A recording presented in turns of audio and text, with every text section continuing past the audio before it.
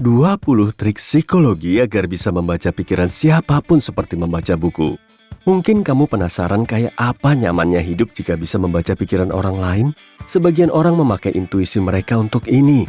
Tapi jika kamu nggak begitu tanggap, tinggal satu pilihan, belajar membaca bahasa tubuh orang.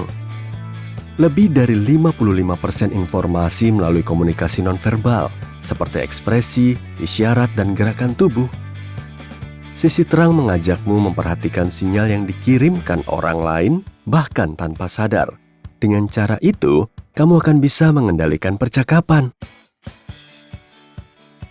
Nomor 1, menutup mata. Jika orang mengobrol denganmu dan dia menutup mata, dia sedang berusaha bersembunyi dari dunia luar. Bukan berarti orang itu takut kepadamu. Kemungkinan besar, secara mental dia tidak memperhatikan ucapanmu. Dengan menutup matanya, kamu akan hilang. Nomor 2, menutup mulut. Ini peninggalan masa kecil. Kamu ingat menutup mulut saat nggak ingin ngasih tahu ibu tentang vas pecah itu? Nah, kebiasaan ini juga terbawa sampai kita dewasa.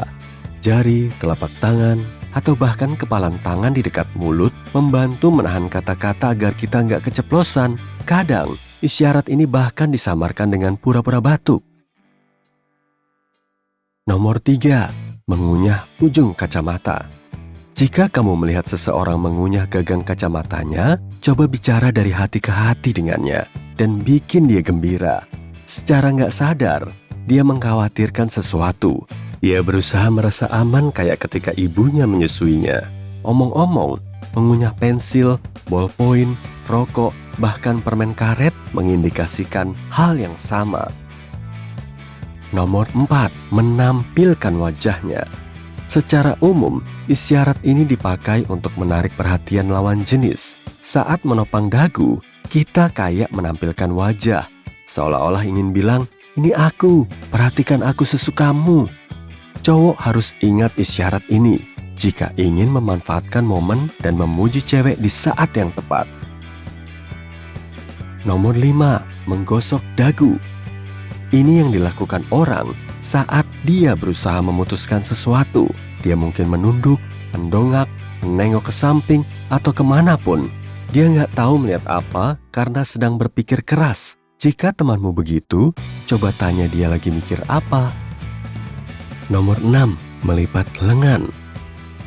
Ini salah satu isyarat paling populer dan nggak mengherankan. Banyak orang merasa nyaman dalam posisi ini. Sebab secara nggak sadar gerakan ini menutup diri mereka dari orang lain. Kita memakai isyarat ini saat kesal. Melipat lengan adalah pertanda seseorang nggak suka sesuatu. Jika kamu ingin ngobrol dengan seseorang yang melipat lengan, lupakan saja. Nomor 7, memperbaiki posturnya. Saat cewek ingin dilihat cowok, cewek akan berusaha menampilkan diri sebaik mungkin. Dia menegakkan punggung dan membusungkan dada. Mungkin juga menyilangkan kaki, tangan menyatu atau menggantung adalah tanda tertarik kepada seseorang. Nomor 8, condong ke depan. Saat menyukai orang dan ingin mengenalnya, seseorang condong ke depan. Mungkin kakinya tetap di tempat, tapi secara naluri tubuh bergerak ke depan. Kamu bisa memperhatikan gerakan ini dalam sekelompok orang. Secara nggak sadar, seseorang akan mencondongkan badan ke arah orang yang dia sukai. Kalau besok kamu ke pesta, duduklah bersandar atau condong ke depan jika tertarik kepada seseorang. Nomor 9, menyandar ke belakang. Sekarang kita perhatikan situasi yang berlawanan. Jika seseorang duduk menyandar, dia merasa capek dengan suatu percakapan dan nggak ingin melanjutkannya. Dia mungkin merasa nggak nyaman dengan kehadiran orang lain. Kalau ke restoran, coba apa kamu bisa melihat orang yang gak berminat dengan percakapan saat itu. Nomor 10, mengayun tumit ke ujung jari kaki. Betul, bukan cuma anak-anak yang melakukannya.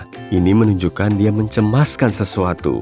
Tapi jika seseorang gak mengayunkan ke depan dan belakang, tapi menaikkannya dan menurunkan ujung jari kakinya, ini menandakan dia percaya diri. Jika dia kelihatan senang dan tersenyum, tebakan ini benar. Nomor 11, menggosokkan tangannya. Konon, gerakan tangan adalah cerminan pikiran. Menggosok kedua tangan berarti seseorang merasa positif akan sesuatu dan dia berharap kita melakukan ini saat memikirkan hasil positif dalam waktu dekat. Isyarat baik kalau besok-besok kamu pergi ke Vegas. Nomor 12. Jabat tangan, sarung tangan. Ketika kamu berjabat tangan dan dia memegang pergelanganmu dengan tangan lainnya, dia menunjukkan bahwa dia bisa dipercaya, ramah, dan jujur. Gaya jabat tangan ini populer di kalangan politisi, tapi kamu harus ingat, jabat tangan ini sering dianggap melanggar privasi. Cuma orang yang hubungannya dekat satu sama lain yang melakukan dengan tulus. Jadi, jangan biarkan politisi menipumu. Nomor 13. Jabat tangan dengan telapak tangan menghadap bawah atau atas. Seseorang yang mengulurkan tangan dengan telapak tangan menghadap bawah sedang menunjukkan keunggulan dan kekuatannya. Ini berguna saat kamu ingin menunjukkan ke bosmu bahwa kamu menghormati dominasinya. Mengangkat egonya berarti menyenangkannya. Jika kamu memegang tangan orang lain dari bawah, kamu ngasih tahu dia bahwa kamu siap membantu. Nomor 14. Menakupkan tangan saat jabat tangan. Jika seseorang menakupkan tangan pada tanganmu, meletakkan tangan lain di punggung tanganmu, ini menandakan dia bersimpati kepadamu. Ini cuma berlaku kalau dia langsung melakukannya. Tapi jika kamu sudah berjabat tangan dan kemudian dia menangkup, ini pertanda dia lagi ngasih tahu siapa yang berkuasa. Nomor 15. Jabat tangan dengan sentuhan. Kadang orang menyentuh orang lain dengan tangannya yang bebas. Mungkin dia menyentuh lengan bawah, siku, atau punggungmu. Pelanggaran privasi ini berarti orang itu nggak memperoleh cukup perhatian atau komunikasi dari orang lain. Makin dekat sentuhan itu ke tubuh, orang itu makin butuh teman. Nah, yang mana gaya jabat tanganmu? Jika termasuk salah satu dari yang kami sebutkan, tekan tombol like ya.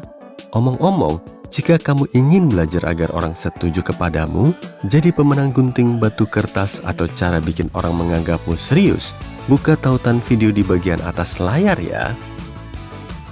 Nomor 16. Membetulkan dasinya. Arti isyarat ini tergantung situasinya. Jika cowok melakukan ini di dekat cewek, ini bisa berarti cowok itu menyukainya. Tapi, isyarat ini bisa juga indikasi seseorang merasa gak nyaman. Mungkin dia berbohong atau ingin menjauh dari situasinya sekarang. Nomor 17. Mengambil serat khayalan. Ini disebut isyarat pemindahan. Orang sering memakainya untuk menyatakan dia nggak setuju, tapi nggak ingin menyuarakannya. Dia nggak mengungkapkan pendapatnya dengan jelas, tapi menunjukkannya dengan cara tersembunyi. Nomor 18. Menaruh kaki di meja. Ini bisa berarti banyak hal. Tidak sopan, tidak hormat, menunjukkan siapa bosnya, atau kepedulian atas kesehatan seseorang. Tapi psikolog berkata, meskipun nyaman dalam posisi ini, gak seharusnya kamu duduk begini, kecuali di rumah. Nomor 19. Duduk di kursi seperti naik kuda. Kursi bukan kuda, meski punggungnya mirip perisai, tapi fungsinya lain. Orang kesal dengan orang lain yang duduk begini karena merasa agresi. Posisi ini populer di kalangan orang dominan.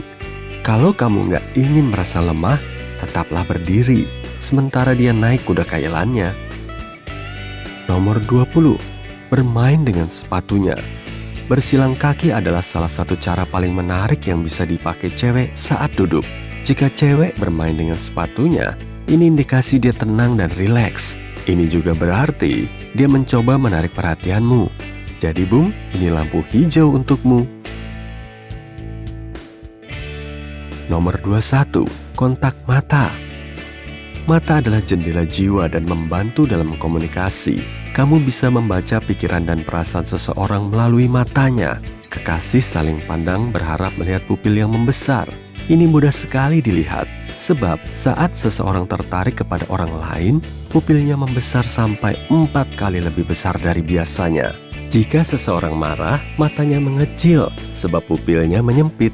Ada berbagai kontak mata dan masing-masing bisa bercerita kepada kita jika kita tahu cara membacanya. Menghindari kontak mata. Biasanya jika seseorang nggak menatap matamu, artinya dia nggak jujur kepadamu. Tapi ini juga bisa jadi merasa tidak nyaman. Ketiga, orang sering melihat ke samping saat hitungan mengawang atau mencari jawaban atas pertanyaan sulit. Menatap tanpa henti. Di sisi lain, jika seseorang enggak mengalihkan pandangan dari matamu, dia berusaha mengintimidasi dan membuatmu merasa tidak nyaman. Atau orang yang menjaga kontak mata terus-menerus seperti itu sedang berbohong. Tapi dia tahu bahwa memutus kontak mata berarti bohong. Maka dia berusaha keras untuk terus menatap. Banyak berkedip.